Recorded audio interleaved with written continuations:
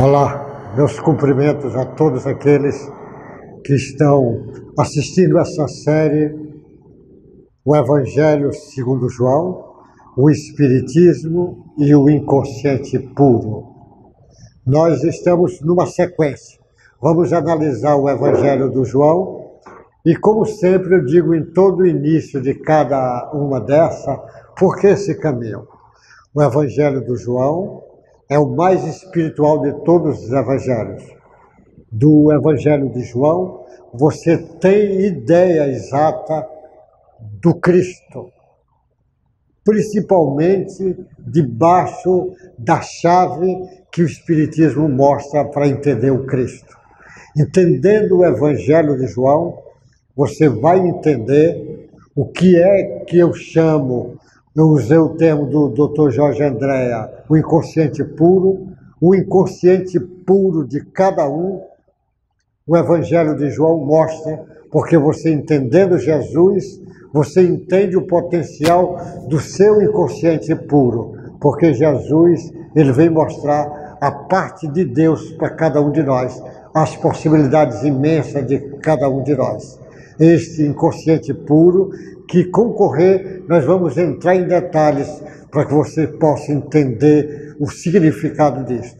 Então, o Evangelho de João para entender Jesus, o Espiritismo para compreender o Cristo como a chave que compreende o Cristo, e o inconsciente puro para você saber que existe dentro de você uma parte divina, e esta parte divina precisa vir para a sua consciência atual, ou seja, para o ego, que é força organizadora da consciência, trazer essa informação para que você possa profundamente entender, porque Jesus diz, vós sois deuses, e você entender as possibilidades imensas de todos os filhos de Deus, inclusive você, que existe dentro de você. Hoje, nós vamos pegar no capítulo do Evangelho de João, seria como se fosse lá no capítulo 4, ainda no capítulo 4, que ele vai falar, João vai falar no capítulo 4, a cura do filho de um oficial do rei. Que ele vai dizendo inicialmente, Jesus tinha acabado aquele problema daquela mulher do poço da Samaritana, a Samaritana, que é uma surpresa, Jesus é interessante. A Samaritana é uma das primeiras divulgadoras do Evangelho do Cristo, porque a Samaritana vai lá na cidade dela e chama as pessoas para vir conhecer o Messias, assim que ela convida, as pessoas vêm, acreditam em Jesus inicialmente porque ela fala, mas depois eles mesmos, os samaritanos, dizem que acreditam em Jesus pelos que eles viram agora. Não é só a testificação dela, a testificação deles. E depois ainda convida Jesus para ficar lá, ele fica 2 dias na cidade, mas ele não pode ficar muito tempo no local, porque ele precisa trazer a boa nova para todos. E na andanças de Jesus, ele vai se dirigir para Galileia, porque ele não vai para Nazaré, porque ele chamou a atenção que normalmente nas suas terras os profetas não é tão valorizado assim. Ele vai para Galileia e o povo da Galileia fica impressionado com ele, porque já tinha visto, olha uma coisa interessante que eu vou te dizer, os evangelistas falam em milagres, que o Espiritismo diz que milagres não é do jeito, milagre não existe porque Jesus não fazia milagre, mas o João, ele não chama milagres, o João chama sinais que Jesus mostra para ele, sinais. Isso é bem interessante, os sinais. Então, na cura do filho de um oficial do rei. Lembra que Israel, a Palestina, estava sob domínio romano. Então, o rei que mandava. E o oficial desses reis, geralmente, era uma autoridade de muita importância. E tinha bastante soldados ao seu comando, tinha muitos escravos, e era um representante do rei ali daquela região. E então o João escreve assim, lá no seu Evangelho. De novo eu chamo a atenção, eu pego a tradução do Ferreira, que é a tradução mais lida aqui no Brasil, embora temos belíssimas traduções outras, mas eu trago do Ferreira de propósito. De propósito. Se fosse eu falando com um grupinho só, eu traria a do Haroldo Dutra, que é espetacular a tradução do Haroldo Dutra. De novo eu chamo a atenção, se você não conhece Haroldo Dutra, entre na internet e busque conhecer esse jovem brilhante que é o Haroldo Dutra. Então, a cura do filho de um oficial do rei. Aí João escreve: dirigiu-se de novo a Canaã da Galileia, onde da água fizera vinho. Ora, havia um oficial do rei, cujo filho estava doente em Cafarnaum. Tendo ouvido dizer que Jesus viera da Judéia para a Galileia, foi ter com ele e lhe rogou que descesse para curar seu filho, que estava à morte. Então Jesus lhe disse: se porventura não virdes sinais e prodígios, de nenhum modo crereis. Rogou-lhe o oficial: Senhor, desce antes que meu filho morra. Vai, disse-lhe Jesus, teu filho vive. O homem creu na palavra de Jesus e partiu. Já ele descia quando seu servo lhe viera ao encontro, anunciando que seu filho vivia. Então indagou deles a que hora o seu filho se sentira melhor. Informaram: ontem, a hora 7ª, a febre o deixou. Com isto, reconheceu o pai se aquela precisamente a hora em que Jesus lhe dissera: teu filho vive. E creu ele e toda a sua casa. E foi este o segundo sinal que Jesus fez depois de vir da Judéia para a Galileia. É interessante a lição, uma lição dessa que o João, com tanta delicadeza, escreve.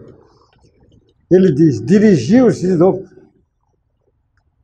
para Canaã. Canaã, Jesus tinha feito aquele processo das bodas de Canaã, transformado água em vinho, que tinha causado um impacto imenso naquela gente. Ele estava voltando de novo. Ele estava, e o homem, ele diz o seguinte, que o homem que morava lá em Cafarnaum, que era Cafarnaum, era onde esse oficial morava, com a família. E começa o Evangelho dizendo que o homem estava subindo na direção da Galileia para encontrar, estava subindo em todo sinal, porque ele estava subindo na direção do Cristo. Ele estava subindo não é só na direção da cidade, da Galileia, ele estava subindo porque ele, com a visão bem humana, ele estava indo em alguém que estava com a visão crística, que era o caso do Cristo. Então ele estava subindo. Quando ele estava desesperado, porque o filho dele estava doente. Normalmente, doenças em filhos é algo fantástico. E Jesus traz bastante lições sobre esse problema de filhos. Ele traz, você imagina, a filha do Jairo, Jairo era mestre de uma sinagoga de Israel.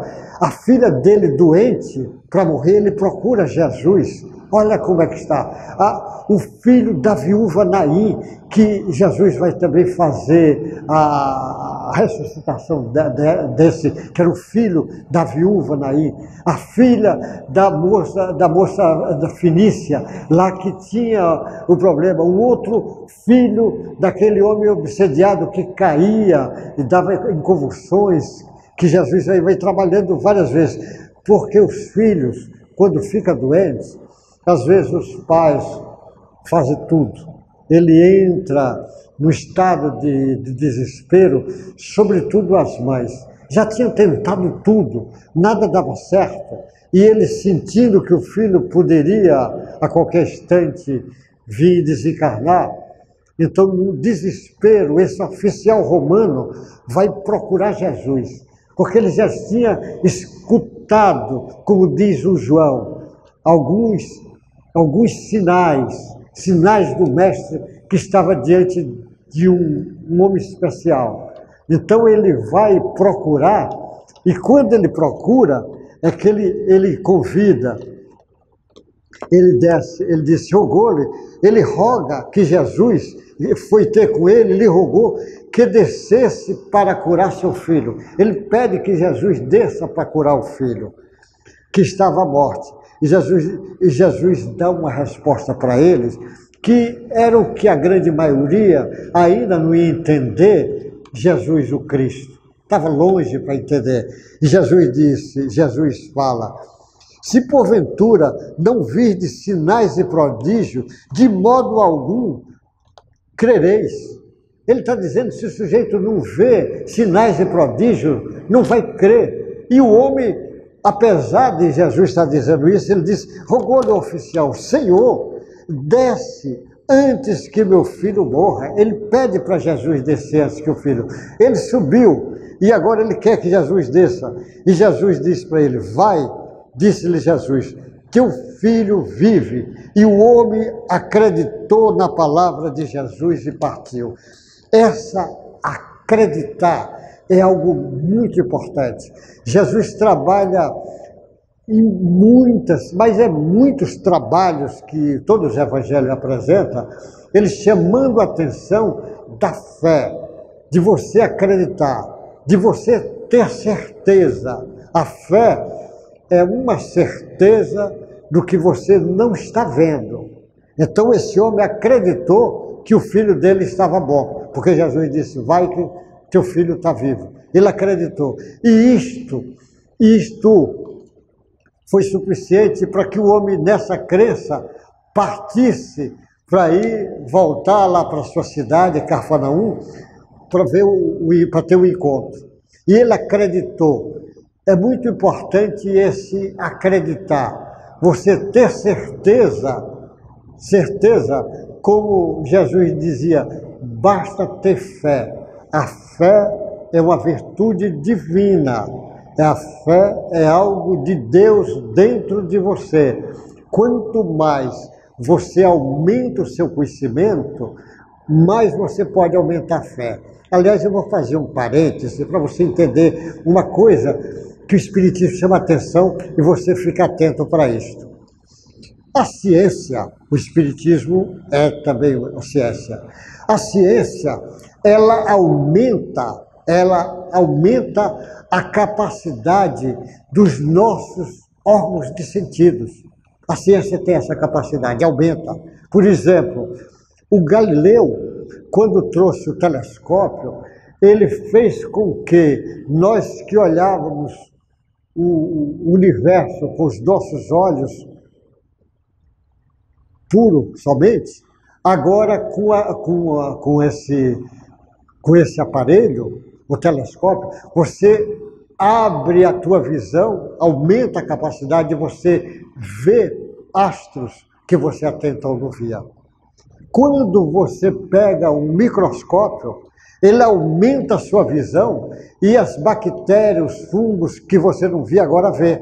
E o microscópio foi aperfeiçoando, você hoje vê célula, vê vírus, vê partículas dentro da célula, ou seja, a ciência tem essa capacidade de ampliar os nossos órgãos de sentido. Você escuta coisas que você não escutava. Hoje, com esses telescópios modernos, você escuta som de outros planetas, de outra galáxia. Ela amplia, ela vai ampliando o sentido. A ciência tem essa capacidade, ampliar sentidos. A filosofia, que o Espiritismo é também uma filosofia, ela amplia a nossa lógica, a nossa razão. Ela amplia, porque com as perguntas por quê, como isso vai acontecendo, você vai ampliando. Agora, a religião, ou seja, a essência religiosa, ela amplia os nossos sentimentos. É algo muito interessante isso. Como ela amplia o sentimento, e o sentimento é o material que você vai construir o pensamento. O sentimento é a matéria, é a argamassa, é o tijolo, é o cal, é o cimento que você vai construir o pensamento. Que é feito, isso é feito no perispírito, mas é aí que você vai construir. Então, quanto maior ampliação dos seus sentimentos, das virtudes divinas, mais capacidade de aumentar a sua fé você terá. Ou seja, quem amplia a capacidade de amar tem mais fé. Quem amplia a capacidade de ser mais caridoso tem mais fé. Quem amplia a capacidade da bondade, da generosidade, da alegria verdadeira tem mais fé. Então a fé está muito próximo desse entendimento, da ampliação dos sentimentos. Esse soldado, esse oficial, provavelmente aumentou o sentimento pela presença do Cristo. Jesus, o magnetismo de Jesus acordou nesses soldados potenciais que ele tinha e que nem sabia que ele tinha. Normalmente, quando você entra em contato com pessoas evoluídas espiritualmente, você também desperta coisas em você. Então o soldado despertou, acreditou e foi, mas assim mesmo foi. E quando estava próximo, quando estava próximo, o homem creu e foi. E ele descia quando os seus servos vieram ao encontro. Ele já estava ainda indo para a cidade dele. Anunciou-lhe os servos que o seu filho vivia. Então indagou deles qual a hora o seu filho se sentia melhor. Informaram: ontem, a hora 7ª, a febre o deixou. Ele, com isto, reconheceu o pai que se aquela precisamente a hora em que Jesus lhe dissera, a hora 7ª, que o filho vive. Creu ele, aí ele crê e toda a casa dele crê.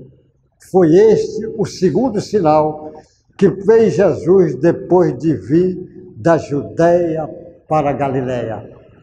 Então você vai vendo essa cura do filho do rei. Apenas aconteceu o fenômeno mais do que científico, que Jesus é um homem de ciência, que as pessoas não acreditam, mas eu garanto que Jesus é o maior cientista que a Terra já conheceu. E Jesus não é só cientista. Todos os grandes valores Jesus tem embutido dentro dele. E aí, quando você tem fé, quando você desenvolve o potencial crístico que está dentro de você, você vai entender o que Jesus diz. Se você tiver fé do tamanho de um grão de mostarda, você vai fazer coisas impressionantes. Então, acreditar em Deus pode ser demonstrado isso cientificamente, filosoficamente, mas, sobretudo, sentir religiosamente essa presença de Deus. Aí nós vamos entender por que as pessoas que têm fé conseguem coisas fantásticas. Do jeito que Jesus conseguiu, porque Jesus diz: o que eu faço, qualquer um pode fazer muito mais. Olha o que é que você pode fazer se aumentar a sua fé. Agora, eu lhe garanto, se você for um homem ou uma mulher que ama mais, que serve mais, que ajuda o próximo sem esperar nada em troca, que realmente se esforça para ser um espírita de verdade, ou seja, um cristão autêntico, eu lhe garanto, sua fé vai aumentar e sua fé, é como diz Jesus, ela transporta montanhas. Que Deus lhe guarde, boa sorte, até o próximo encontro nosso. Deus lhe guarde, você e sua família inteira.